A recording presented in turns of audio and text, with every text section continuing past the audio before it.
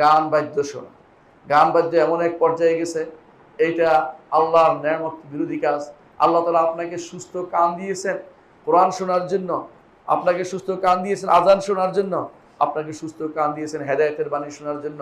আপনি সেগুলির মধ্যে গান দিয়ে ভর্তি করে দিচ্ছেন। এমনকি অনেক যুবককে আপনি পাবেন দুই কানে ঠোসা লাগিয়েছে, আপনি যতই দেখবেন সে কথা বলেন শুনতেছে না, কারণ কানের ভিতরে ঢুকিয়ে দিয়েছে এমন জিনিস যা শুধু গান আর গান সে শুনে বেড়াচ্ছে, হারাম জিনিস শুনে বেড়াচ্ছে।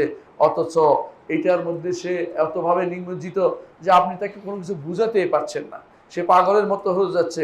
এটা আসলে আল্লাহর কাছে যাওয়ার মধ্যে আপনাকে বাধা সৃষ্টি করছে, আল্লাহর সন্তুষ্টির ক্ষেত্রে বাধা সৃষ্টি করছে, আল্লাহর নৈকট্যের পথে সেটা বাধা সৃষ্টি করছে। আর এটা সে বেবিচারের পথকে উন্মোচন করে দিচ্ছে।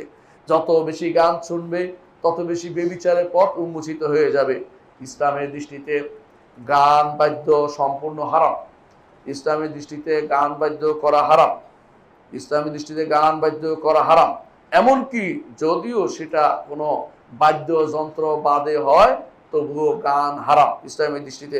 আর ওই গানটি হারাম যাতে নারী সংগঠিত বিষয় আছে, অথবা কোনো এমন কোনো বিষয় আছে তাকে অন্যায় কাজে প্রবৃত্ত করবে, অথবা এমন কোনো কণ্ঠ আছে যেই কণ্ঠটা হারাম কণ্ঠ।